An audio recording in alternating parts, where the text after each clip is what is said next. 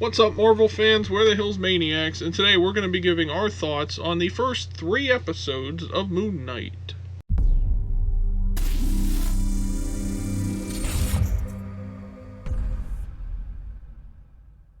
Alright, so let's start off with, if you had to pick, which of the 3 episodes do you think was your favorite so far in this series? There's only been 3, so... That's a good question. Probably the first. Just because it started off unique. Like, we didn't know which was the actual personality that was part of the body, right. And then we didn't really see what Moon Knight could do yet, so it kind of left you in suspense. And then you didn't know the difference between Mark and Steven. We didn't even really know what was going on yet either. You just kind of knew that he was having some kind of, psychotic dissociative disorder type thing. So... Right, and it kind of gave me, like, WandaVision vibes, sort of, where something is going on, but you don't know what it is. And we're just like Steven Grant is slowly figuring out what's going on with him, that he's not really the real personality from this body. Like, Mark Spector owns the body that they're in and stuff. Like, I like that we're figuring it out with him as we go. And throughout these 3 episodes, things are starting to get unraveled and stuff, and now we got all this Khonshu stuff and these Egyptian gods and everything. Like, there's more to it than we're seeing, and we're slowly learning who Mark Spector is and what's going on. And I kind of like that they've been progressing that throughout. My favorite episode was the first one too, just because of like you said, it started out with this huge impact and stuff. Like, we don't know what's going on. But if I had to pick out something that I thought was like my favorite thing that they've done throughout this series, I think it's the way that they show how Mark and Steven sort of transition in and out of consciousness. Like, one person is now using the body, and then the next person is, and where it's just kind of this quick thing. Like, all of a sudden he's in a different location. Like, he blinked basically, and now it's like he's in a different place, or there's blood around him, he killed somebody, and he has no clue what's going on. He has no clue what's going on. I think they did that really well in the first episode, and now we're seeing that even in the 3rd episode as well. Like, now they might have revealed that there's a 3rd personality as well, where like Mark and Steven both kept transitioning in and out of consciousness, but they were arguing with each other, like, why do you keep killing these people? And both of them were like, it wasn't me, so I don't even think Mark knows he has a 3rd identity inside his brain, and I kind of like that aspect of the show.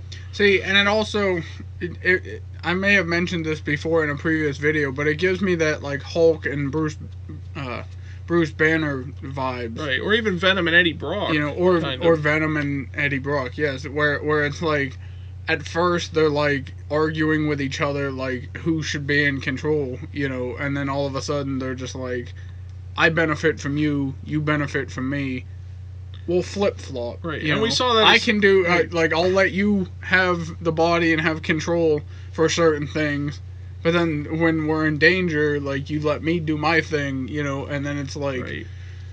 So I kind of like how they ended up going that route with that. I think my overall favorite thing so far, though, is just, the way that they've told the story. I don't feel that any of it has been too compacted into, like, one episode, Like, I don't think they went too much in detail in certain spots. I feel like it's been just enough to keep you wanting to watch it, but also being like, oh, well, that makes sense. And there's nothing too confusing about it. Right, there's a lot of times, a lot of shows, it's like, why did they do that? Like, it doesn't make any sense. And then they just end the episode, and it's just, and you're left questioning what you just watched or what happened. That happened in a lot of these Marvel Disney Plus shows. So I like that they're able to do that, and even they don't just focus on the stuff with Mark Spector or Steven Grant, whichever personality you want to call him,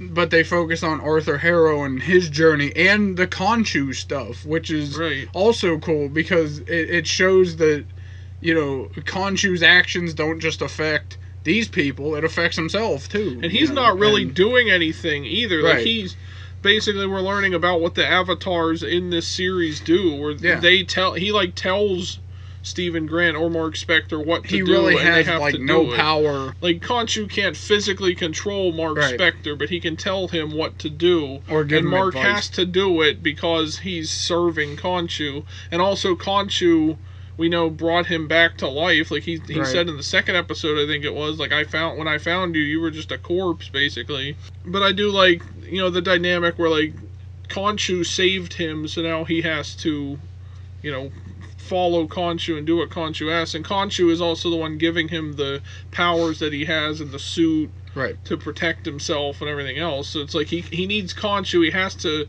stay in Khonshu's good graces, essentially. Yeah, and I mean, if you haven't watched episode 3, then spoiler alert. But he loses the Khonshu spirit at the end of the episode because Khonshu does that thing with changing the, you know, what night it is, which gets him in trouble with the rest of the gods. So now Khonshu is gone. So I'm curious to see how this is going to play out now, because it's just Mark Spector and Stephen Grant. They don't have the suit. You know, yes, Mark can still fight, but he doesn't have the suit anymore. And I think something will play out eventually where they'll realize Khonshu was right and Khonshu will be set free. Right, and that kind of ties into my next question. Like, what do you think is going to happen next after seeing these first 3 episodes and just everything that's gone on so far? Like, what are your predictions for the next 3 episodes? I think we can kind of confirm at this point that they're setting up the team up between Black Knight, Blade, Moon Knight, Ghost Rider, that's the Midnight like Suns. At this point. So I think they'll get the spirit of Khonshu back at some point. I don't know if it'll be in the next episode or later on.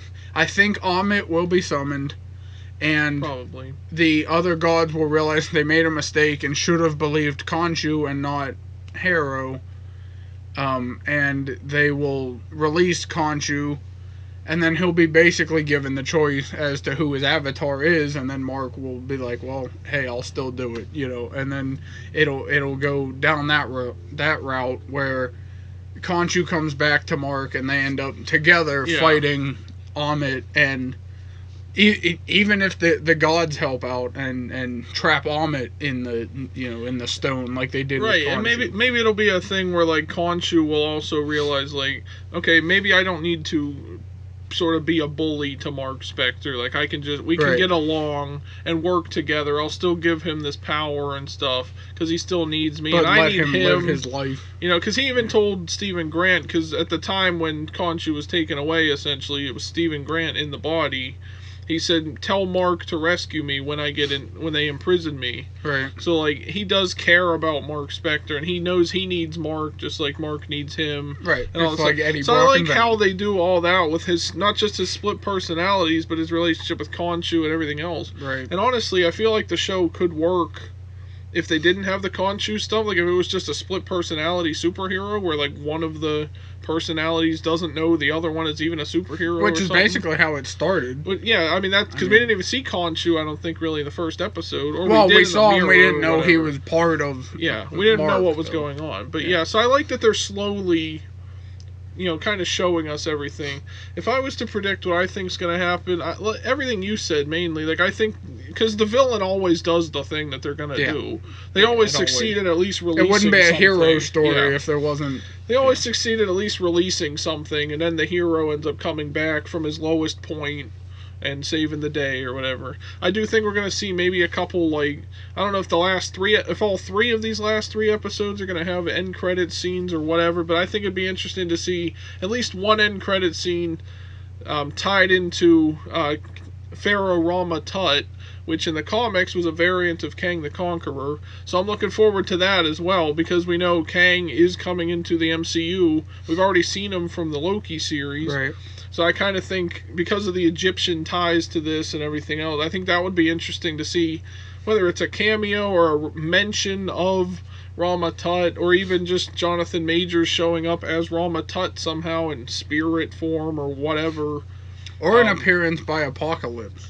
I also said I think that would be really interesting, and also have Oscar Isaac play him as well. That would be hilarious. I just think there's a lot more to look forward to for this show, and I hope that, like if they do go beyond this show, like obviously Moon Knight's going to eventually join like the larger MCU. Like even if it's part of the Midnight Suns at first, and then they all join the Avengers for some huge battle or the new whatever. Avengers or whatever. Yeah, something along those lines. Like eventually it's going to happen. Yeah. But I hope that this show like kind of sort of leads us in that direction. Like after he finishes off Arthur Harrow and all other stuff with these Egyptian gods and stuff, I hope we get some kind of tease for like Blade and the Midnight Suns and all that stuff, as well as Rama Tut, like I said. I personally think one of the personalities, maybe Mark Spector, might end up actually dying or sort of like fading away from their mind, and Stephen Grant will then own the body and whatever other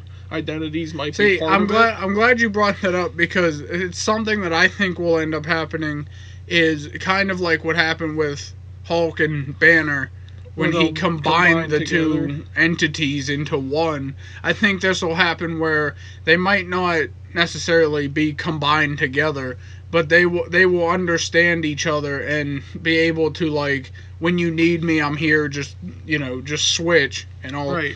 And then they'll be able to work that out. Right, and we said this last week as well. Like, I think, like, if Mark Spector sort of trains Stephen Grant in how to fight and protect himself, then he doesn't really need to run the body anymore. Stephen can still be out. Or vice versa. If Stephen teaches Mark all the knowledge that he's stuff known, that he knows, Egyptian readings and all that kind of stuff, or anything that he learned as Stephen Grant teaches Mark, then Mark can stay there with Layla, which is his wife, so he can keep the body. But yeah, overall, I'm liking the show so far. I think it's had a strong first 3 episodes. Like, it never branched away from what it was trying to do, and every episode just progresses the story further. There's no, like, I mean, there are a little bit of moments where they're just, like, sitting down talking, but it's not too much of that. Like, if you look at, like, for a comparison, I like to reference Falcon and the Winter Soldier a lot, because there was a lot of people were like, this show's like whatever.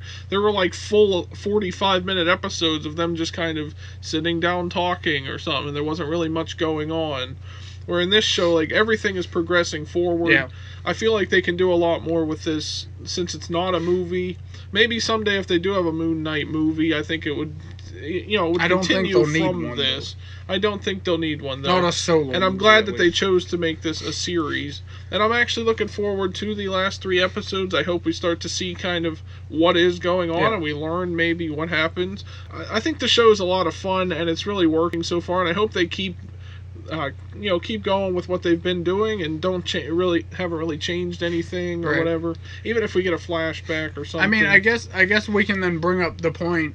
At this point, I know we're only 3 episodes in, but compared to the other Disney Plus series, where would you rank this for now? Would you put it above all of them, or just as of right now? I think I'd put it up there with Loki, because I think I said Loki was like the best show from last year, and I think I had WandaVision, because I did a review, or I did a ranking of all the shows and movies that came out last year, so go check that out if you haven't seen it, where I added, like, all the, like, WandaVision, Falcon and the Winter Soldier, Loki, and all those shows, plus all the Marvel movies that came out last year, like Shang-Chi and all that. So I did kind of that ranking, but in comparison to all the other, like, shows, I'd say maybe this is, like, second to Loki, because I still think Loki was a really good show. I don't know, Loki was good. By the end of this, I might change my mind, but I'd say, like, Loki's the first best one, and then this would be, like, second, probably, and then WandaVision maybe third. I think I'd agree. It's definitely better than WandaVision. The first 2 episodes of this were way better than the first 2 episodes. Yeah, it had a better opening than a lot of the other shows. Let's say that. It had a better first 3 episodes. Only being halfway through and not fully being done with the show yet. For me, Loki was just... I don't know if it's because it was a series about Loki and Loki is just cool or what, but it was definitely a better series than Falcon and the Winter Soldier and WandaVision and all of those other ones. So I think only being 3 episodes in, yes, you can put it... you're going to say, how can you rank it when you're only halfway through, but compared to the first half of all these other shows... Right.